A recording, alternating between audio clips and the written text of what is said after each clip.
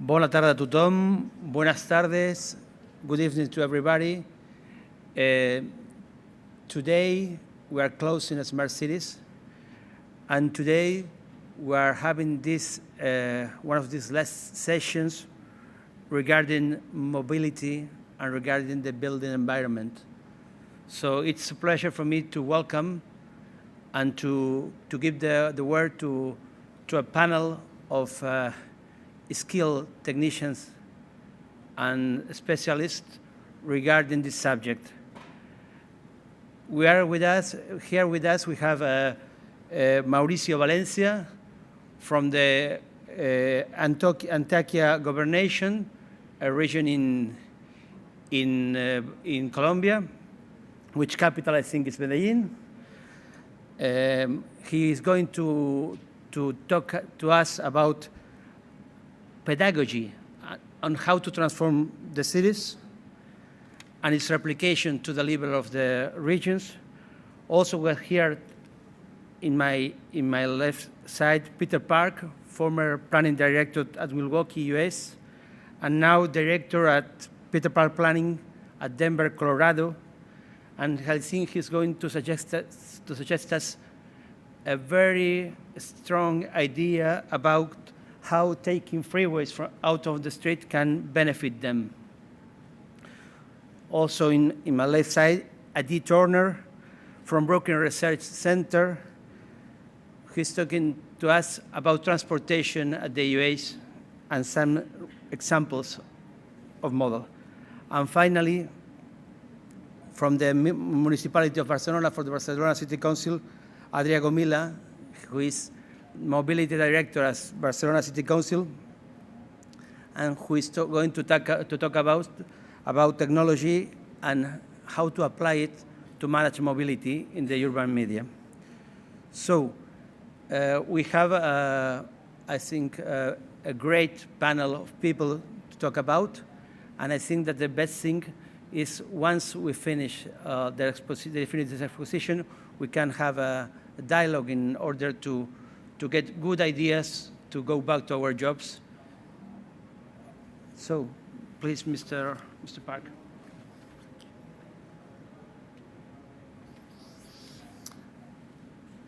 Hello, it's nice to be here. Thank you, and thank you for coming to the last session that you could possibly do.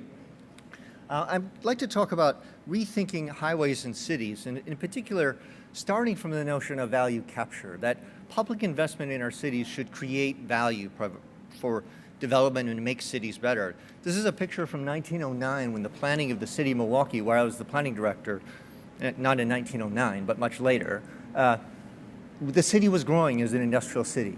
And this was the idea of growing it along a system of avenues and boulevards that would provide transit, accommodation for car and for people, but a street that is so beautiful that you'd want to have your address on it. Today we design streets based on how many cars we expect to need to accommodate in the future versus thinking about making great streets. And in fact, this city has wonderfully great streets.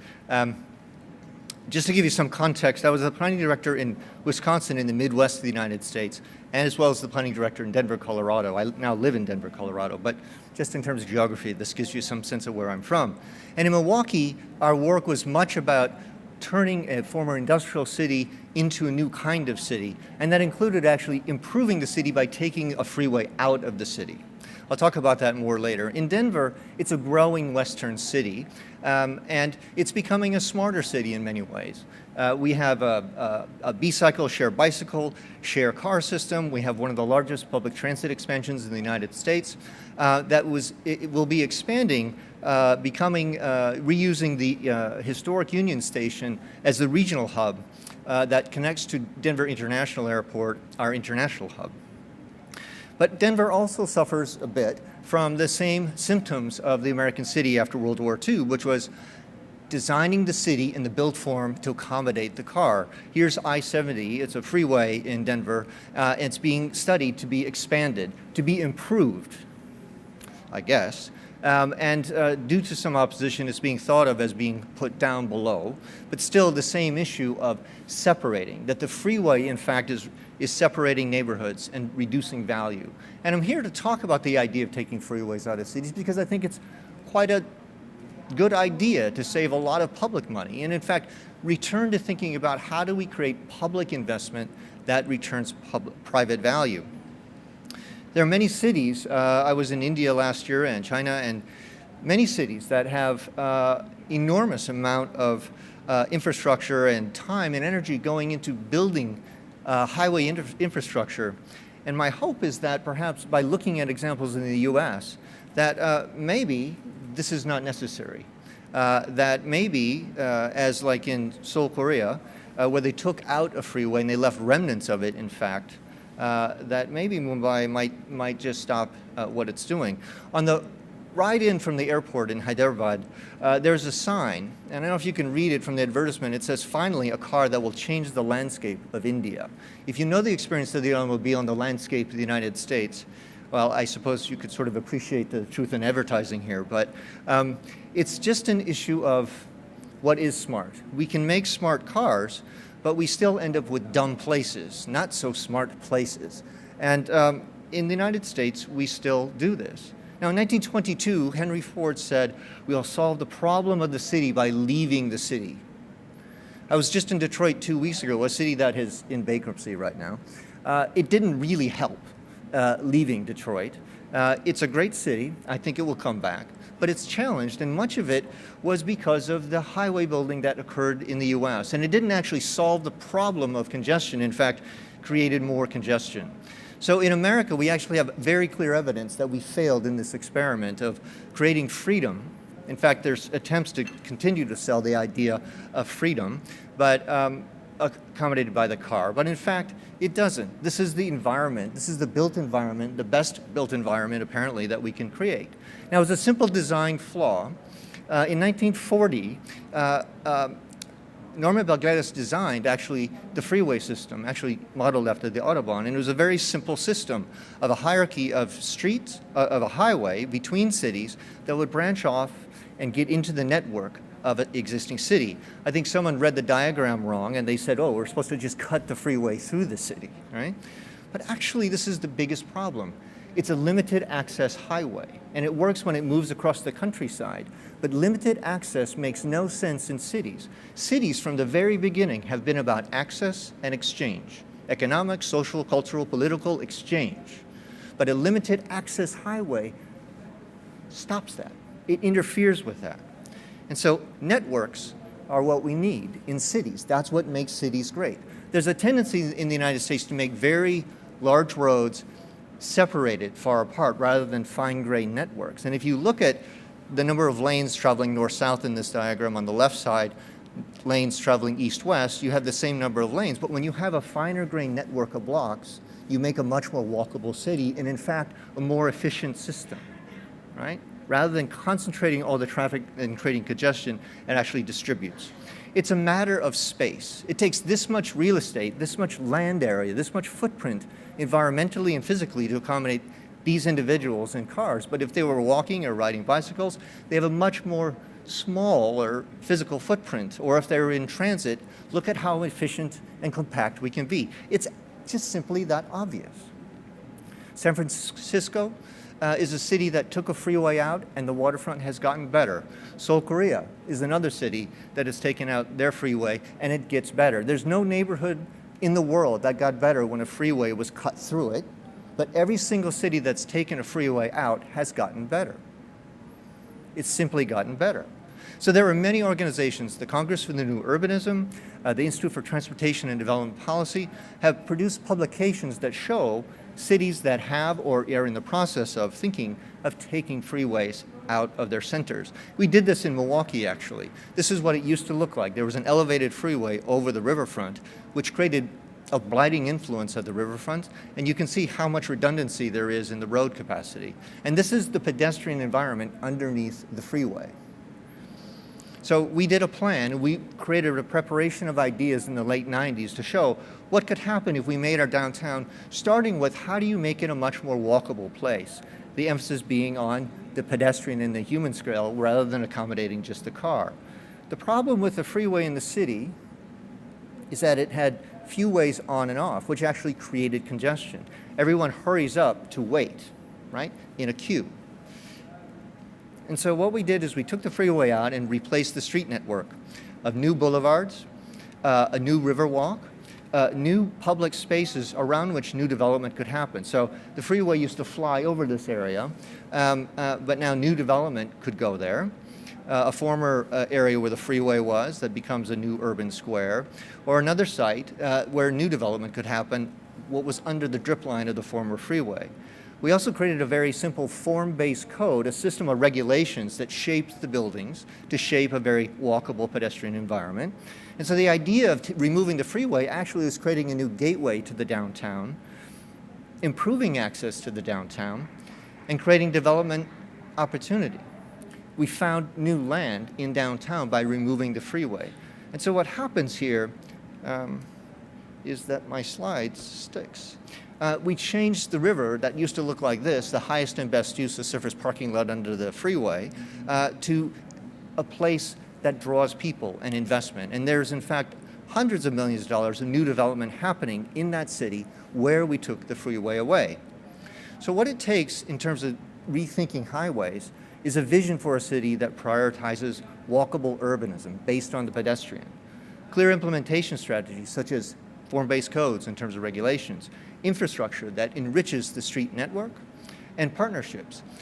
Every one of these examples I'm showing you did not allow, was not produced because the city or the government standards would allow taking the freeway out. These were grassroots efforts of people saying, we want to remove this from our neighborhood.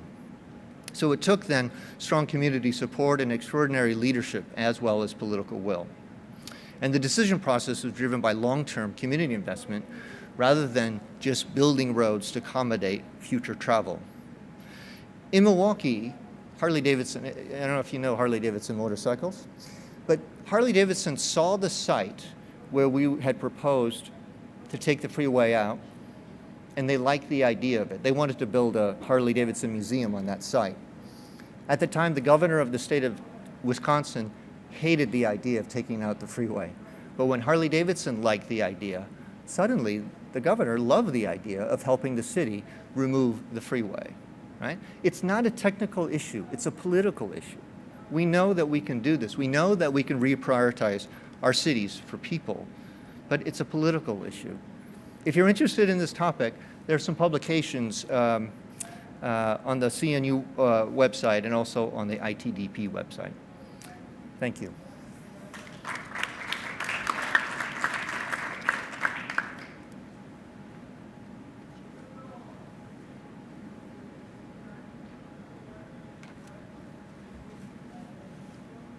Good afternoon, and thanks again to everyone for coming.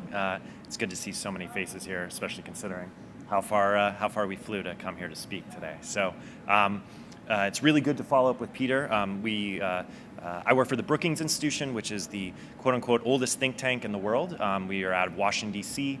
The way we explain it whenever we're over here doing work in Europe is we're kind of like a nonprofit OECD. We put out white paper reports. We bring people together, and in particular, I work for the Metropolitan Policy Program, which means that we don't do work. We have a phrase in the United States, probably many have heard it over here, about inside the Beltway, right? What goes on inside Washington and insular politics. We do work outside of it with metropolitan areas across the country. So I work for our infrastructure group, and I'm here to talk to you a little bit about it. And it's great to follow Peter because you're going to see a lot of similar trends. And the title today sounds very broad, but I want to say up front, I'm going to be speaking quite a bit about the United States in particular, but I think the models and elements I'll be talking about today apply really anywhere in the world, but certainly in developed markets. So number one is that we're seeing mixed mobility trends and how folks move. It's very different than what we've seen in the past, certainly over the kind of interstate era, as we call it in the United States, the kind of patterns we've been seeing, but yet at the same time, we still have more to go. And based on those patterns, we're going to need to talk a little bit about that it's time for a new growth model. And when I say growth model, I'll talk about it more then, but I mean an economic growth model and what that means for transportation, not a transportation model on its own. And then finally, even though there's some troubling trends in the United States, again, building off what Peter just talked about, some really promising innovations that we see across the United States, and many of which are either already being done in Europe or certainly can be replicated on IDEA alone. So starting again from the beginning, a set of mixed mobility trends are taking over the United States. So the first thing I want to talk about is how do Americans drive? I think it's one of the archetypal ways people think about the United States, right? Obviously, already heard from Henry Ford, really the home of massive amounts of automobile travel. But something very, very interesting started happening in the mid-2000s, as you can see on this chart. All of a sudden, Americans started driving less per person. And this has really confounded or confused American policymakers, both at the national level, where federal gas tax receipts, revenues were dropping, but also in states that also collect gas taxes, and also in cities, understanding that folks weren't driving the same way that we had experienced in the past. And in some ways, this has been a very promising sign for ways that we want to remake the city, as Peter explained in some ways. But yet, at the same time, I think it's important to talk about how much more we have to go. I'm not sure if you can see this clearly on the screen, but between 2000 and 2010, the urbanized areas, or metropolitan areas in the United States, consumed the land, this is deforestation, if you will, or at least consumption of rural agricultural land, the size of the state of Vermont. And if I have my European geography right, I believe that's equal to the size of Slovenia. So this is land that was not used for human settlement for the most part, or if it was a farm. And now we're seeing it completely be destroyed. That's I believe it was 9,000 square miles or something absurd. That's again in just one decade. So even though we're seeing folks drive less, we're actually consuming more land. Actually featuring Denver here a little bit. We are also seeing in the United States, again, more positivity as driving per person has dropped. We've seen mode shares increase, so more folks are taking public transportation. America is quickly becoming home to a massive amount of bike share systems. This is the one in Washington, D.C., which I believe is it was the biggest in the United States until New York and Chicago got into the game. And then also more walking has been happening. And what's also not featured on here, which I'm sure is happening in Europe too, is more working from home, which is meaning essentially no travel miles at all by any mode. Yet, while that's happening, what we've also found is that there is still a mismatch between the kinds of transit in particular that we're providing. And this could also apply to bicycling. So we did some very large research in the United States. I believe it's the largest that's been done really anywhere in the world. We studied 100 metropolitan markets and wanted to understand how well transit connects to both communities where people live and where jobs are. And what we found is that there's a distinct mismatch. So our transit systems run far and wide, and they tend to converge on neighborhoods that tend to house low-income families. And you can see how it kind of moves down in trend. Yet in terms of where it takes them for jobs, unfortunately it connects them to jobs that they may not be may not best fit their skill set. So high-skilled jobs are the most likely to be connected, and that's because the way we've designed our transit networks in the United States is to feed everyone downtown, which tend to be our key office centers. And those may not be the jobs that are best fit, again, for low-income households. So this is something we need to address, especially as Americans are looking to travel more by public transportation. What we've also found that's a really promising trend in the United States is finally, many would say, suddenly, the core counties in the United States, and especially the cities within them, are starting to grow faster than their suburban or ex-urban counterparts. And now, what this means is that it's a promising opportunity for us to remake the city in dramatic ways, whether it be in transportation or housing. But yet at the same time, we still face confusing and difficult realities in how Americans live and work. So 43% of our jobs are more than 10 miles from our central business district.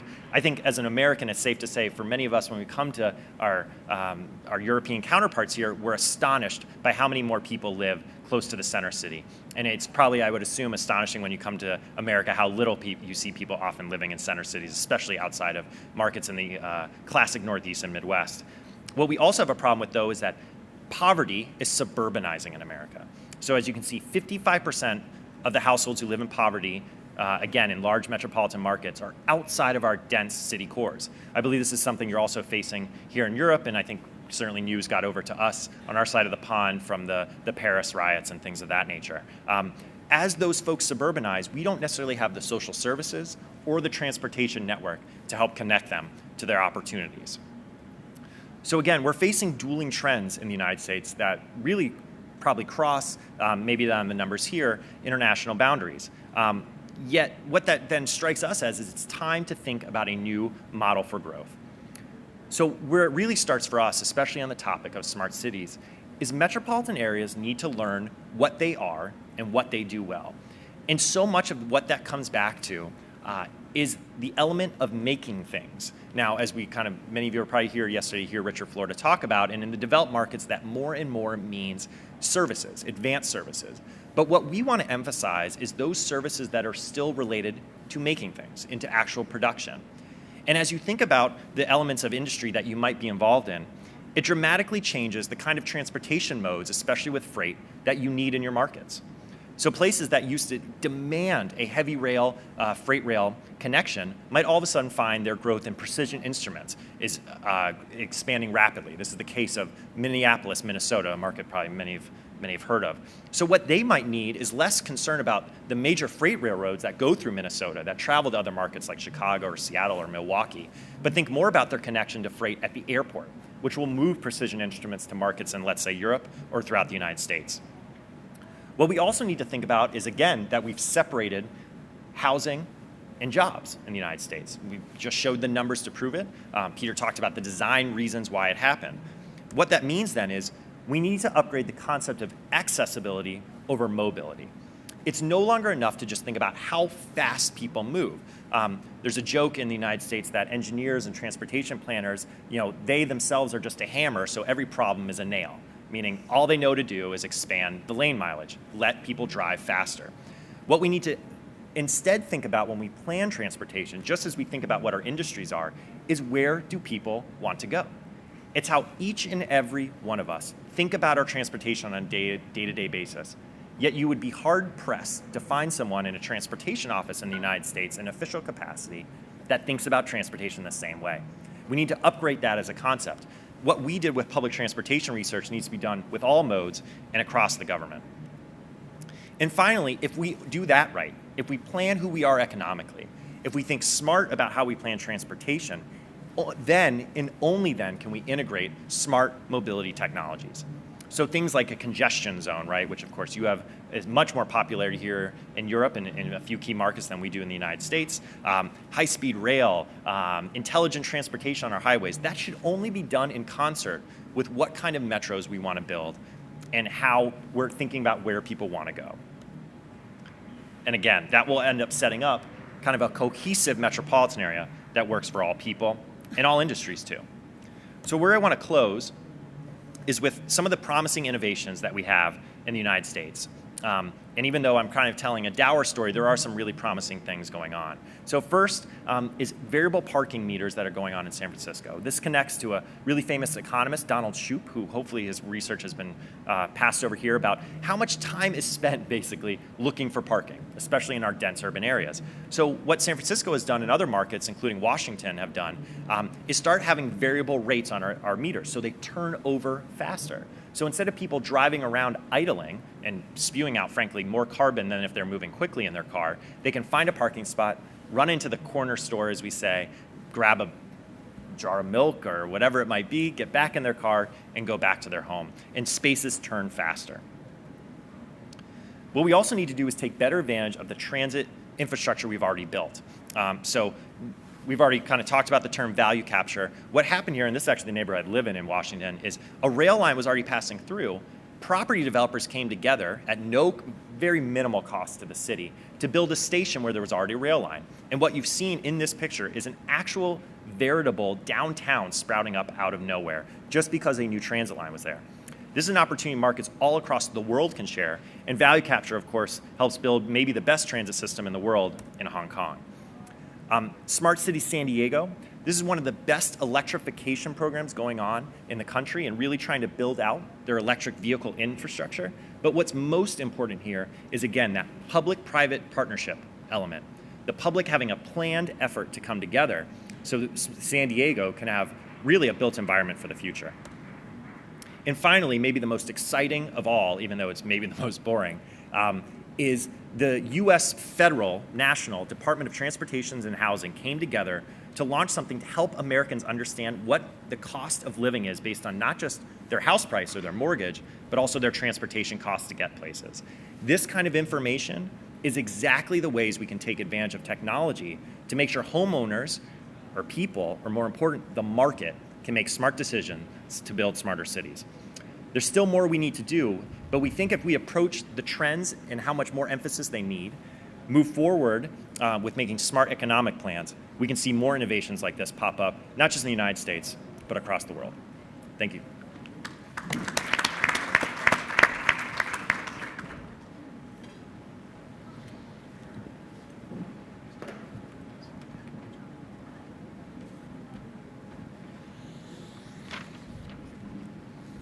Hola, buenas tardes.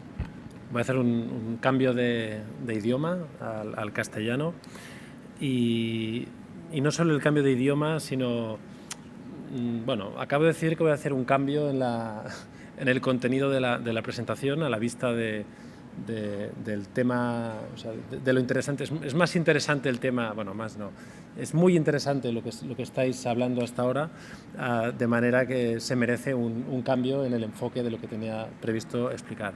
De manera que primero voy a dedicar parte del tiempo a explicar cómo estamos transformando la movilidad en la ciudad de Barcelona, de la cual aprovecho para presentarme. Soy el director de movilidad del Ayuntamiento de Barcelona.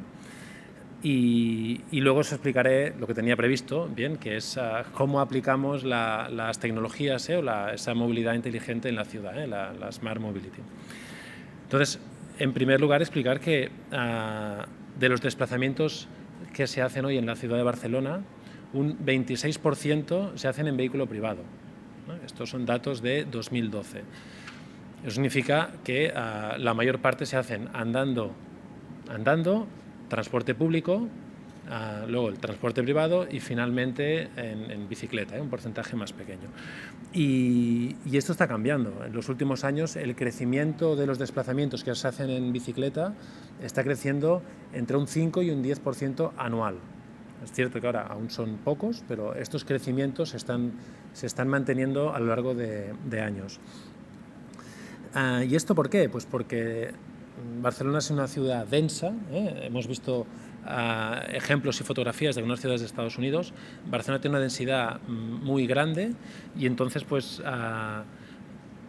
este cambio en la distribución modal, en el modal split, este cambio en la distribución modal pues nos permite una movilidad más eficiente en una zona densa. Si todos queremos ir en coche privado a todas partes, pues el sistema acaba siendo ineficiente. Por lo tanto, queremos eficiencia en los desplazamientos, queremos un menor impacto ambiental producido por la movilidad y luego está claro, una mejor calidad del espacio urbano y del ruido. Por tanto, estamos haciendo un cambio en la movilidad.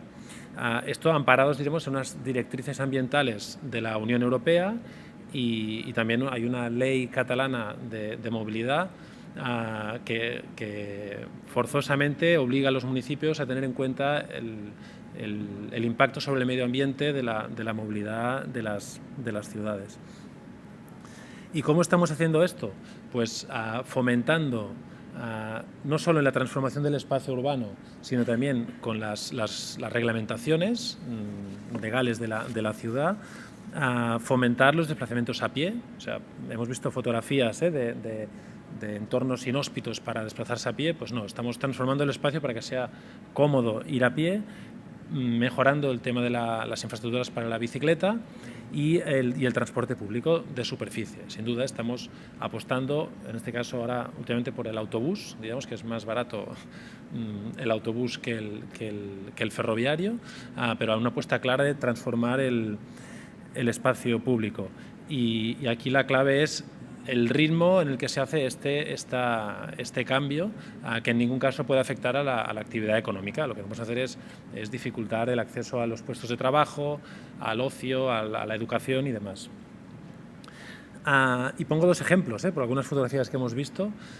Si vuelven ustedes a Barcelona dentro de un año, justo dentro de un año, pues podrán haber sido testigos de dos transformaciones muy importantes.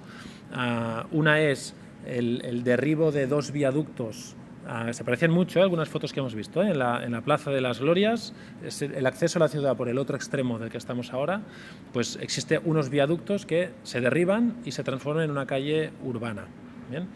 Y un segundo es, ejemplo, bueno, hay una intersección en la Ronda General Mitre con Muntaner, evidentemente no tienen por qué conocer dónde está, que se produce a 2 niveles.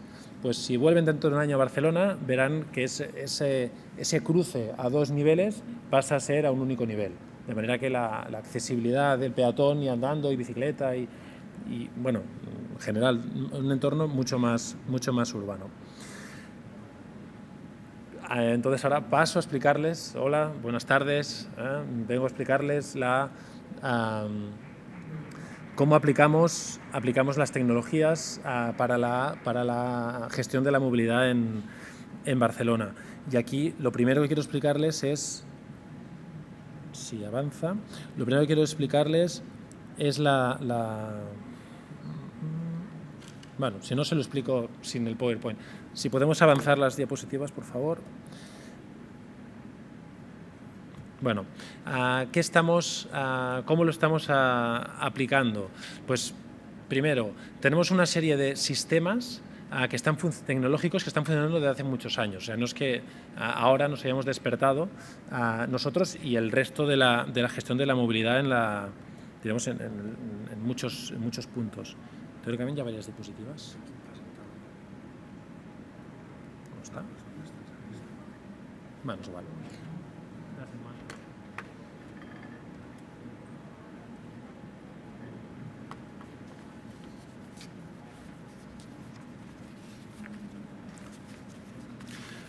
Cojo una guía en papel y así seré más ordenado y no me olvidaré nada. Estamos utilizando sistemas de información variable, pantallas de información variable para dar información.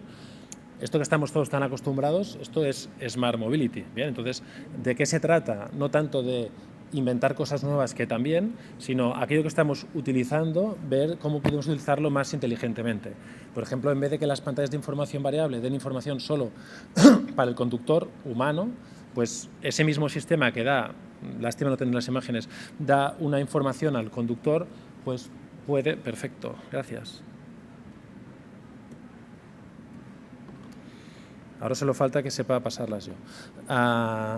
Si podemos avanzar otra. Gracias. Paneles de información variable. También pueden comunicar, la evolución de este sistema es la comunicación, diríamos, infraestructura-vehículo, que el propio vehículo va a ir recibiendo información en cada ubicación útil para redireccionarse. Si avanzamos, por favor, no sé si yo puedo. Bueno. Información de tiempo de llegada en las paradas de autobús. Ejemplo de utilizar la tecnología no solo para el vehículo privado, sino para el transporte público. Confort en la parada, el tiempo de espera para llegar. Si avanzamos. Son ejemplos existentes en la ciudad. Información de ocupación en los aparcamientos. Bien, esto hace muchos años que está funcionando. ¿Podemos avanzar? Incluso más. Información en Internet. Esto no es ninguna novedad, pero esto es Smart Mobility desde hace muchos años. Bien, tanto del transporte privado como del transporte público, como el sistema de bicicletas. Podemos ir avanzando, yo las iré comentando, puedes ir pasando, gracias.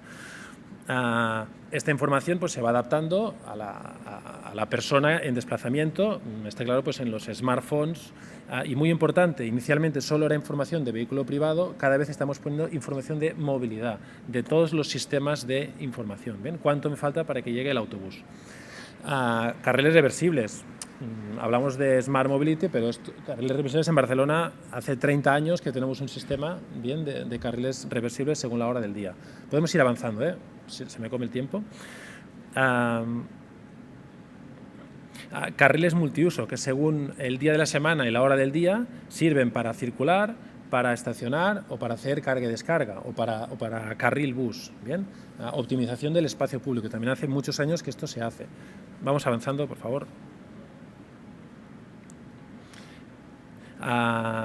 corredores de semáforo verde para vehículos de bomberos. Bien, pues esto también, en Barcelona hace muchos años que cuando el vehículo de emergencia sale, los semáforos se le van poniendo verde a medida que avanza.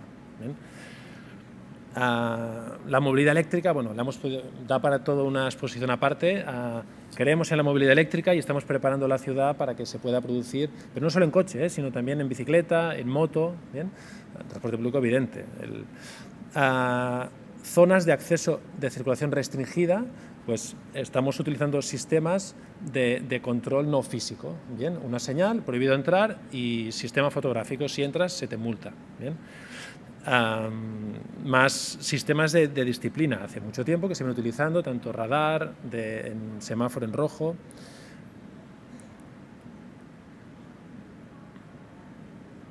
Entonces, ¿qué estamos haciendo ahora? Podemos ir avanzando más deprisa, ¿eh? En un proyecto que se llama SuperHub, donde precisamente se busca la integración de información de movilidad. Se trata de tener, el usuario tiene que tener, el ciudadano, información para moverse, no de transporte público, de transporte privado, interurbano, urbano, no. Yo quiero ir de un punto a otro, que la administración te integre los sistemas de información y me das ya información. Podemos avanzar. Reguladores de tráfico inteligentes, avanzamos. La red de autobuses es una apuesta muy importante en estos momentos. Estamos cambiando la red de autobuses, que tiene unos 100 años de antigüedad, ha ido creciendo, pues ahora la transformamos radicalmente y, como no puede ser de otra manera, aplicamos tecnología para que sea más eficiente su utilización. Sistemas de captación de información mediante Bluetooth. Aquí pone Traffic Control, pero con el Bluetooth precisamente podemos saber en los intercambiadores de transporte público cómo se está produciendo, cuánto tiempo tardas para ir del tren al metro y demás. Podemos avanzar. Eso es coordinación de tráfico de un centro de control interurbano con el urbano. Control de vehículos de mercancías en zonas de acceso restringido. Pues utilizamos sistemas de control de gálibo automático que sancionan a un camión cuando entra, cuando no puede entrar. Podemos avanzar. Todo esto es cosas que ya se están implantando. El pago del aparcamiento regulado mediante smartphone. Podemos avanzar. En el anillo viario de la ciudad tenemos un sistema, estamos implantando un sistema de control de accesos. Esto en Estados Unidos no es novedad, es un RAM metering, bueno, no tan sofisticado. Y finalmente, para terminar, ideas de futuro. Bien, las paradas de taxis. Queremos que el sistema de taxis en Barcelona sea mucho más inteligente, ¿eh? ¿Qué significa esto? Pues no hace falta que los taxis estén dando vueltas constantemente vacíos, sino que estén en las paradas y que tanto el usuario, el ciudadano, como el taxista puedan encontrarse, ¿eh? Juntar la oferta con la demanda, dónde hay taxis libres, dónde faltan taxis. Bien. Esto es muy importante. Las zonas de carga y descarga para hacer la distribución de mercancías. Estamos funcionando con unos discos de cartón, bien, que diríamos el transportista allí con su disco de cartón dice a qué hora tiene que marcharse. Bien. Claramente tenemos ideas para poder mejorar esto. Bien. Avanzamos para terminar, quedan dos. Control de vehículos pesados en el anillo viario de la ciudad. Bien, hoy se está haciendo de una manera muy manual, por los agentes de policía. Tenemos pensado un sistema más avanzado. Podemos saltar y, bueno, un radar de tramo para controlar la velocidad no en un solo punto, sino con la velocidad media en un tramo. Tenemos radares puntuales y el conductor sabe dónde está, frena en ese punto y luego vuelve a correr. Bien, pues vamos a hacer control de velocidad media. Bien. Y finalmente un control diremos automático de los ocupantes del vehículo para poder tener en carriles BAO, carriles BAO, donde no haga falta que haya un agente de la autoridad controlando manualmente, humanamente, sino que diríamos pues sea un sistema de test si el vehículo efectivamente es BAO o no es BAO. Gracias por su atención y disculpas por exceder 2 minutos.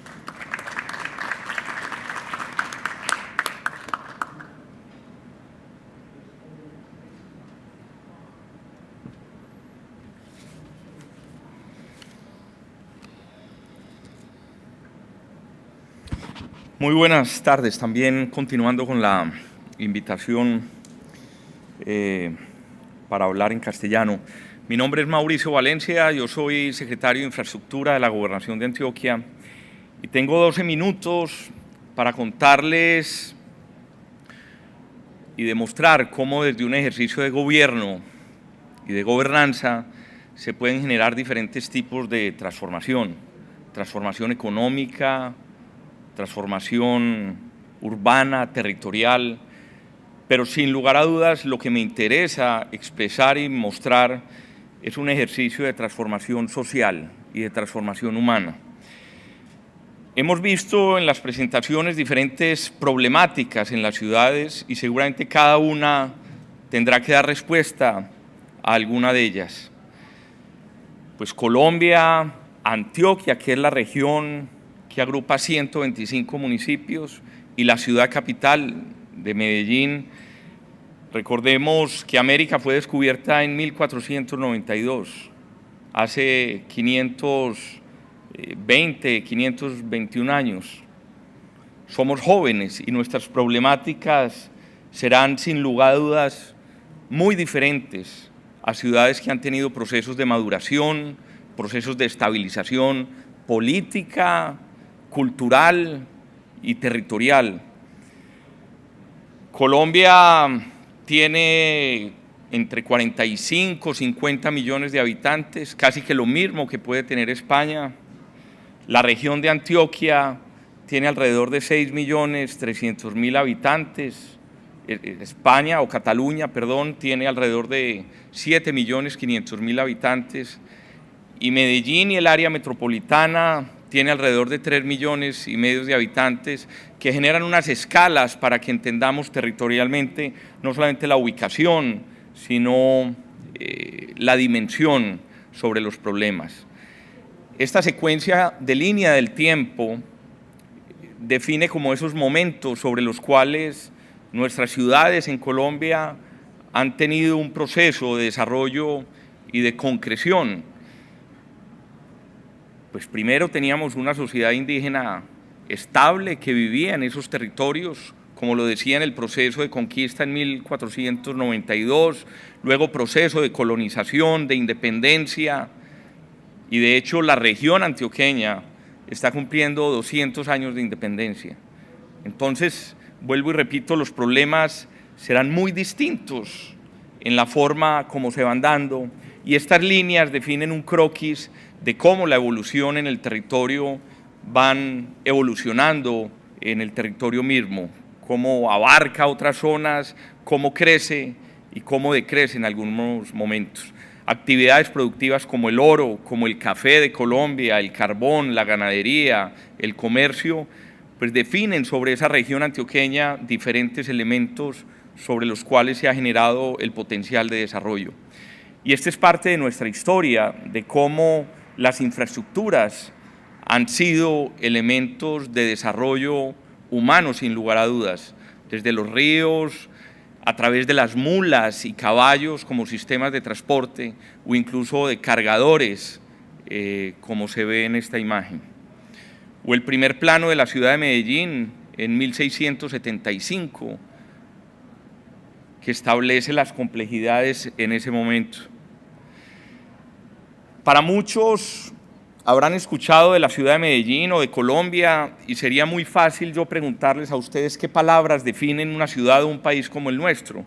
Y sin lugar a dudas, palabras como narcotráfico, como violencia, como pobreza, como desigualdad social serán referentes básicos de lo que ha sido nuestra sociedad.